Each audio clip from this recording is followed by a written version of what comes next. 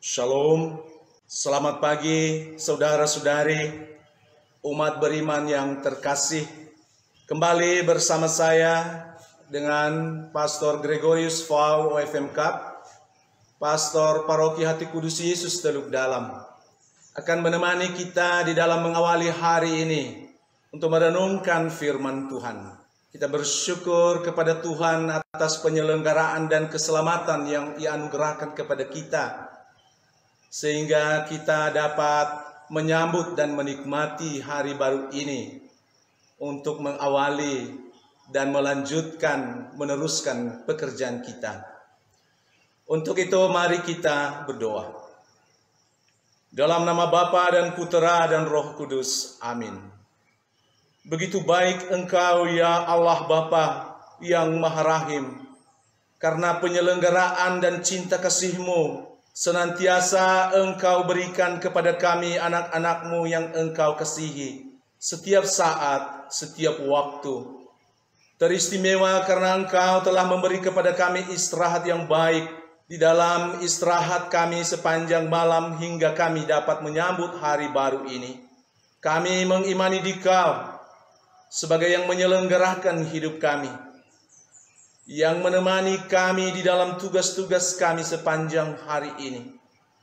Dan semoga oleh karena pertolongan rahmat-Mu, kami dapat menjalaninya dengan sukacita dan rasa syukur bagi-Mu. Demi Yesus Kristus Putra-Mu, Tuhan dan pengantara kami, yang hidup dan berkuasa bersama dengan Dikau dalam persekutuan dengan Roh Kudus, Allah sepanjang segala masa. Amin. Saudara-saudari yang terkasih, pada pagi hari ini kita akan merenungkan kebenaran firman Tuhan dari Injil Lukas bab 17 ayat 7 sampai 10. Lukas bab 17 ayat 7 sampai 10.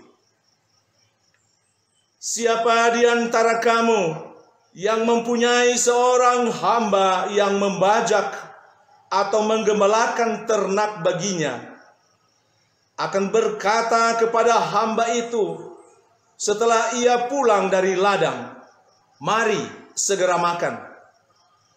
Bukankah sebaliknya ia akan berkata kepada hamba itu, "Sediakanlah makananku, ikatlah pinggangmu, dan layanilah aku sampai selesai aku makan dan minum.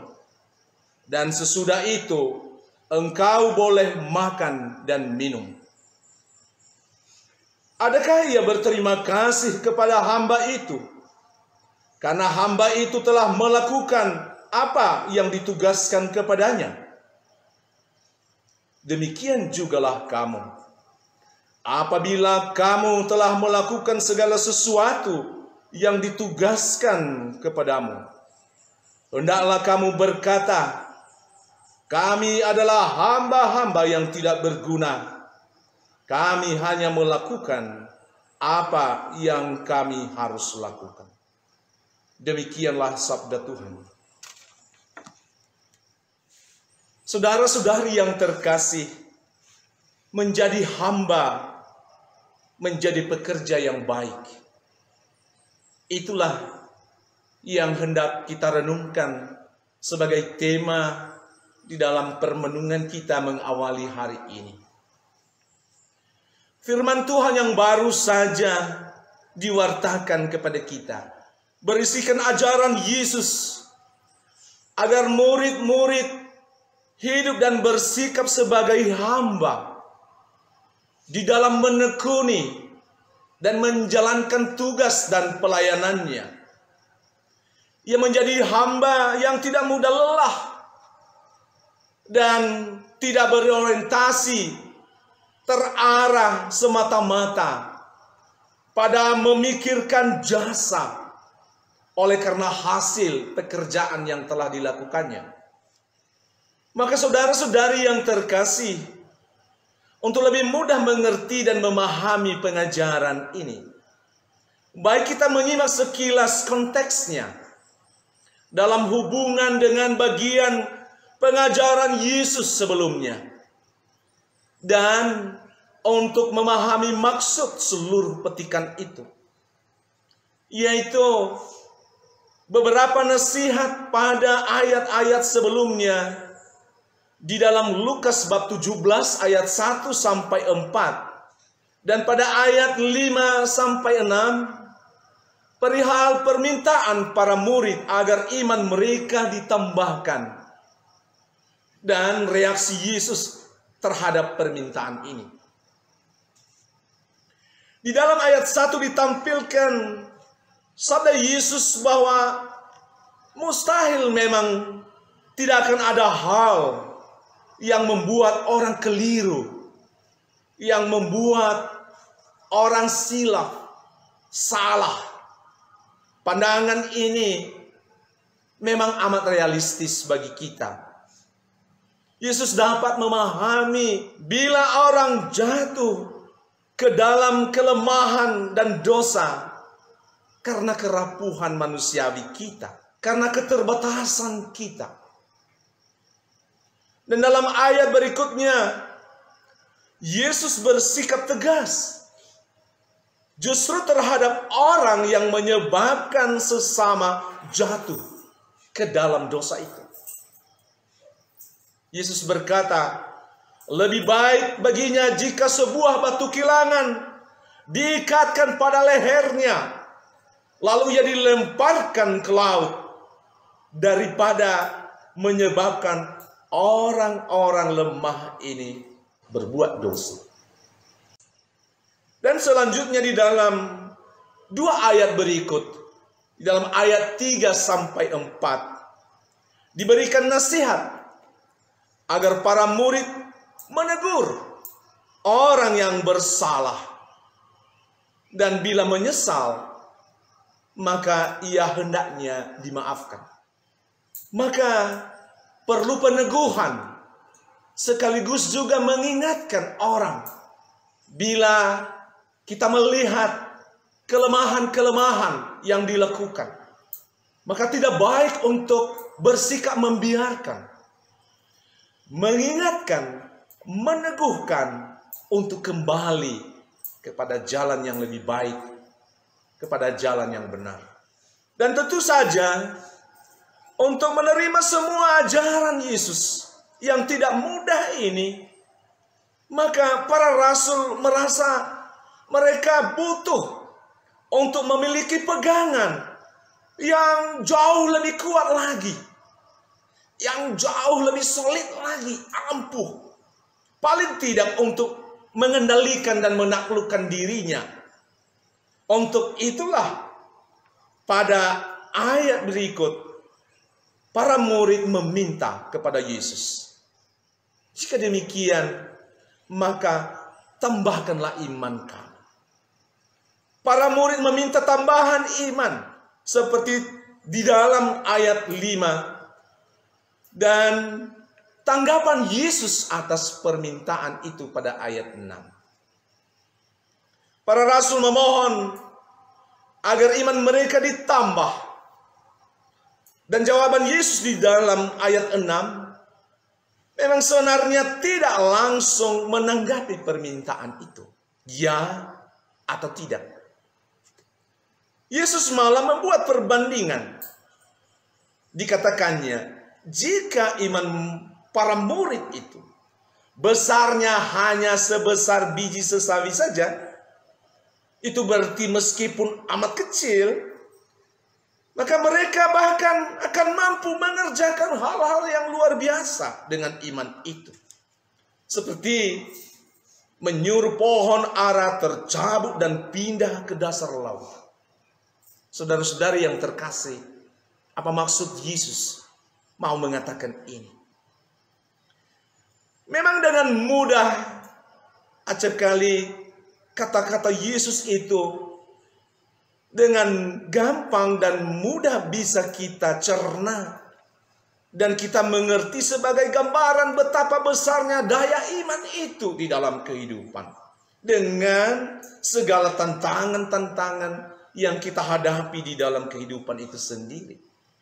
Memang tidak disangkal bahwa iman sungguh memiliki kekuatan yang luar biasa di dalam menekuni hidup kita sebagai orang-orang yang percaya, sebagai orang-orang yang beriman.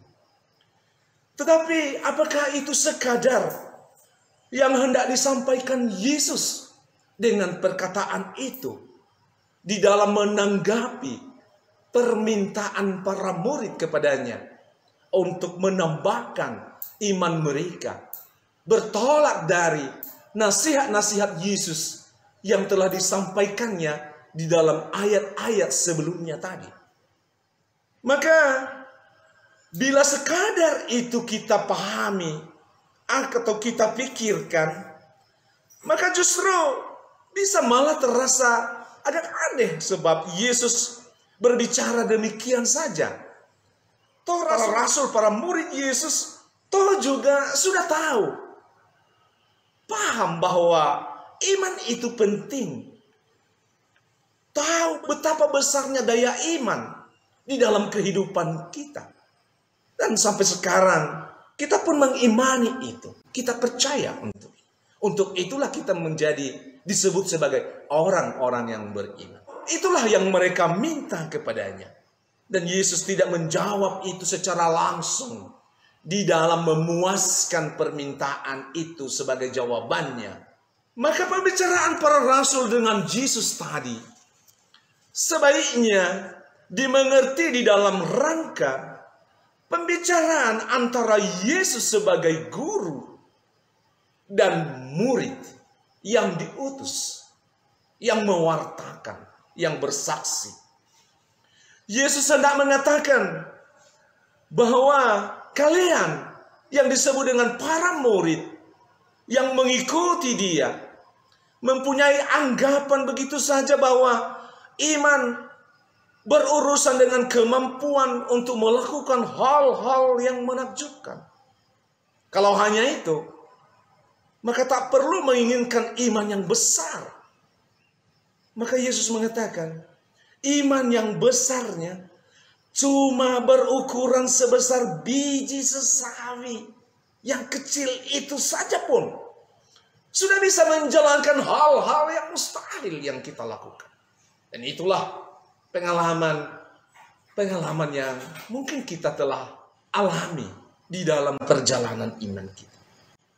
Dengan kata lain, saudara-saudari, Yesus mengajak murid-murid untuk semakin menyadari bahwa iman itu tidak sekadar untuk membuat diri kita menjadi sakti. Iman itu bukan sekadar kesaktian yang bisa sekadar pula dipakai untuk menjalankan hal-hal yang spektakuler, yang membuat orang menjadi takjub dengan itu. Iman jangan pula hanya dilihat semata-mata sebagai kekuatan batin untuk menundukkan diri sendiri. Maka dari sabda dan ajaran Yesus tadi memang tersirat anjuran agar tidak melihat iman sekadar dengan ukuran-ukuran semacam itu. Yesus mengatakan, jika Anda mempunyai iman sebesar biji sesawi sekalipun, Anda dapat melakukan hal-hal yang mustahil itu. Maka saudara-saudari yang terkasih, untuk mencerna, menyimak, dan jawaban Yesus tadi, kita hanya bisa temukan bila kita ingat kembali bagaimana perutusan dan perjalanan Yesus dari awal hingga akhir hidupnya, yakni di dalam kehidupan Yesus yang taat total, yang menuruti kehendak Bapa sampai akhir dengan komitmen yang total, yang menaruh kehendak Bapa di atas segala sesuatu. Daya-daya iman bekerja luar biasa di dalam cara hidup semacam itu. Disitulah kesetiaan kita sebagai murid Yesus pula diuji, ditantang untuk mengikuti kehendak Allah yang kita lakukan saban hari di dalam kehidupan kita, di dalam melakukan tugas dan tanggung jawab kita. di dalam menjalankan perutusan dan pewartaan kita, di dalam mewujud nyatakan kesaksian-kesaksian kita. Dan itulah kekuatan iman yang sesungguhnya itu, yang diminta oleh para rasul kepada Yesus, yang dapat melakukan yang kita dugai kita tidak mampu untuk melakukannya karena memang tidak gampang, saudara-saudara. Maka Yesus di dalam bacaan sabda yang diwartakan kepada kita tadi melanjutkan pengajarannya kepada para murid di dalam Lukas bab 17 ayat 7 sampai 10 untuk hidup sebagai hamba yang setia, yang selalu siap menjalankan tugas yang diberikan Tuhan kepadanya. Sebagaimana Yesus sendiri menjalankan hidup yang sepenuhnya mengiyakan yang dikehendaki Bapa. Ia seperti seorang hamba yang siap menjalankan apa saja perintah Tuhan. Hati seorang hamba yang merendah, yang siap sedia, yang komit. Yesus mengajak para rasul untuk berpikir mengenai pelayanan-pelayanan dan juga iman kita yang hidup dan segar di dalam waktu yang kita jalani setiap saat. Tugas dan pelayanan ini tidak ada selesainya bagi kita. Seperti halnya kita mau melanjutkan tugas-tugas kita masing-masing pada hari ini. Maka dalam menjalankan semua itu, kita harus menaruh di dalam hati dan hidup kita hati seorang hamba untuk menjadi pekerja yang baik. Kita bagaikan hamba yang disebut tak berguna karena kita menjalankan itu apa saja dengan setia, dengan tekun, dan dengan seluruh hati. Maka saudara-saudari yang terkasih, jelas mengapa di dalam menanggapi permintaan para rasul agar iman mereka ditambahkan pada 2 ayat sebelum tadi dari yang kita dengarkan, Yesus mengetengahkan bahwa yang penting bukanlah berusaha untuk memperoleh kesuksesan dengan kekuatan yang ada pada mereka, pada para murid, tetapi sebaiknya menjadi pelayan, menjadi para murid, menjadi pekerja, menjadi pewarta yang membaktikan diri sepenuhnya pada tugas-tugas yang ditekuni, yang dipercayakan. Yesus memberikan gambaran seorang hamba yang melayani tuannya, yang seakan tidak mengenal lelah. Hamba itu membajak, menggembalakan ternak, bahkan menyediakan makanan dan minuman lagi bagi tuannya. Dan segala-galanya ia lakukan pelayanan itu dengan seluruh hatinya, dengan segala dirinya sebagai seorang hamba yang melayani. Maka saudara-saudari yang terkasih, tugas hamba berhadapan dengan tuannya itu adalah memastikan bahwa semua kewajiban dan tanggung jawabnya terlaksana dengan baik. Apapun kondisinya, hamba akan menjadi figur orang pelayan yang taat dan patuh terhadap keinginan tuannya.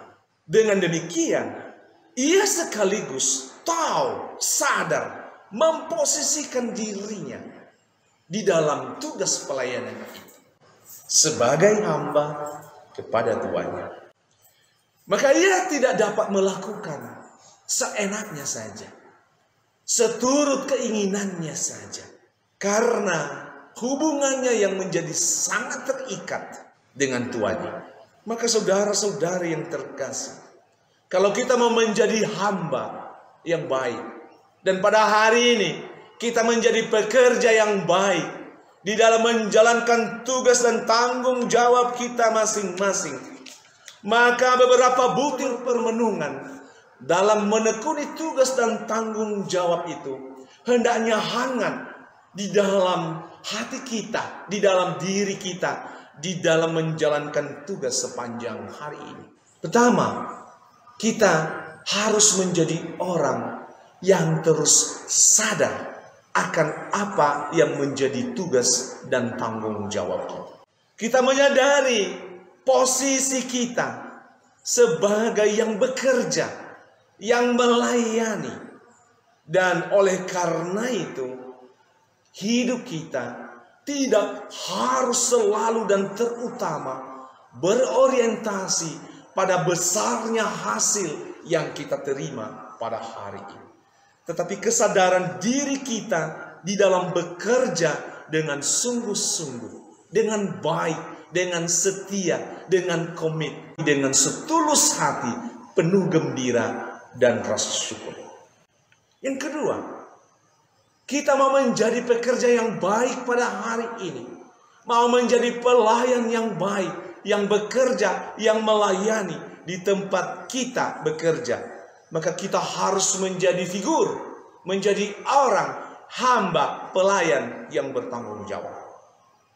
Jangan menjadi hamba, pekerja yang tidak bertanggung jawab. Maka Yesus mengatakan, ikatlah pinggangmu dan layanilah aku sampai selesai aku makan dan minum. Begitu perintah Tuhan tersebut kepada hambanya. Maka seorang hamba, seorang pekerja bertanggung jawab untuk bekerja dengan baik dan menjalankan, dan kalau boleh menyelesaikan tugasnya itu dengan baik.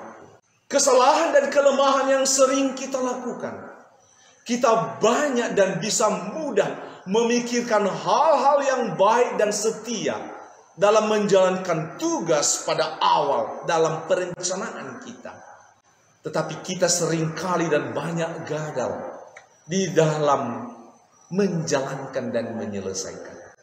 Kita mampu merencanakan dengan baik, tetapi kita tidak dapat menyelesaikan itu dengan baik pula. Maka mari menjadi diri yang bertanggung jawab. Itulah prinsip yang bisa menjadi semangat bagi kita di dalam bekerja untuk hari ini. Dan yang berikut, kita lakukan itu dengan tulus hati, dengan sikap yang melayani, yang merendah hati seorang hamba. Ketika kita bekerja, ketika kita melayani pada hari ini, apapun bentuk dan tanggung jawab yang dipercayakan kepada kita, jangan kita hanya bekerja untuk mengharapkan imbalan, pujian, tetapi kita lakukan itu sebagai bentuk tanggung jawab kita.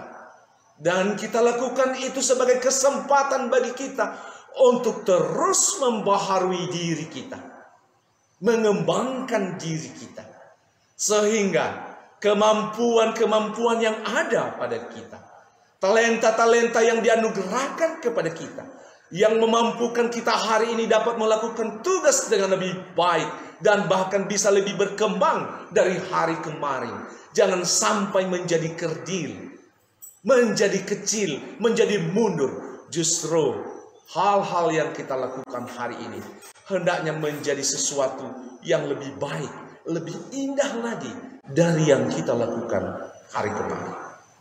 Saudara-saudari yang terkasih, marilah kita mengikuti teladan Yesus dan sabda-sabdanya bagi kita, yang menjadi inspirasi bagi kita yang sangat baik untuk menjadi murid Yesus yang bekerja dan berkarya dan sekaligus hidup di tengah-tengah dunia yang terus berkembang dan berubah ini dengan segala tawaran-tawaran. Kita jangan menjadi pekerja yang mudah terpengaruh untuk melalaikan tugas dan tanggung jawab kita yang utama pada hari ini. Mari kita menjadi pekerja yang baik. Hendaknya kita menjadi bagaikan seorang hamba yang melayani dan bukan untuk dilayani. Kita jangan melakukan tugas pada hari ini dengan bermental tuan, yang lebih banyak untuk memerintah tetapi kurang melakukan. Mari kita menjadi orang-orang yang dapat memberikan teladan yang baik, pribadi-pribadi yang tangguh di dalam bekerja, tetapi di dalam melakukan semuanya itu kita menyadari bahwa semua itu kita lakukan bukan karena kemampuan diri kita sendiri, tetapi oleh karena Allah yang terus menyertai, yang memampukan kita, yang menganugerahkan kepada kita berkat-berkat-Nya, yang bisa membuat kita dapat berani terus melangkah melakukan tugas kita pada hari ini. Oleh karena itu, kita perlu berefleksi, merenungkan semua yang kita lakukan itu untuk pengembangan yang lebih baik diri kita dan tanggung jawab kita di masa yang akan datang. Iman kita sangat berperan di sana, di dalam menerangi apa yang telah kita lakukan hari ini. Dan semoga semuanya menjadi kemuliaan bagi Tuhan. Amin. Marilah kita berdoa. Ya Allah Bapa, terima kasih karena Engkau memperkenankan kami boleh merenungkan firman-Mu di dalam mengawali hari untuk meneruskan tugas dan tanggung jawab kami pada hari. Engkau menghendaki ya Bapa agar kami dapat menjadi pelayan, hamba, pekerja yang baik di dalam melakukan tugas-tugas kami masing-masing secara khusus pada hari ini, untuk dapat menggunakan waktu sebaik-baiknya pada hari ini. Kami yakin dan percaya ya Bapa, kami tidak berjalan sendiri, kami tidak melakukan segala-galanya itu oleh karena kemampuan kami, tetapi oleh karena Dikaulah yang dapat memampukan kami untuk melakukan hal-hal yang lebih baik pada hari ini. Maka kami mohon, anugerahkanlah kepada kami rahmat, berkat yang amat kami butuhkan di dalam melanjutkan tugas dan tanggung jawab pelayanan kami, pekerjaan kami, tugas-tugas kami pada hari ini. Buatlah kami untuk boleh melakukan tugas kami pada hari ini dengan gembira dan penuh syukur kepadamu oleh karena penyertaan-Mu di dalam setiap waktu yang boleh kami lalui. Ya Bapa, terima kasih untuk semuanya, dan semoga kami dapat menjalankan tugas pada hari ini seturut kehendak hati-Mu. Demi Yesus Kristus Putra-Mu, Tuhan dan Pengantara kami, yang hidup dan berkuasa bersama dengan Dikau dalam persekutuan dengan Roh Kudus, Allah sepanjang segala masa. Amin. Dalam nama Bapa dan Putra dan Roh Kudus. Amin. Terima kasih saudara-saudari yang terkasih, dan selamat menikmati dan menjalani hari ini sebagai hari yang indah bagi kita untuk menjalankan tugas-tugas yang dipercayakan kepada kita. Shalom Yahweh.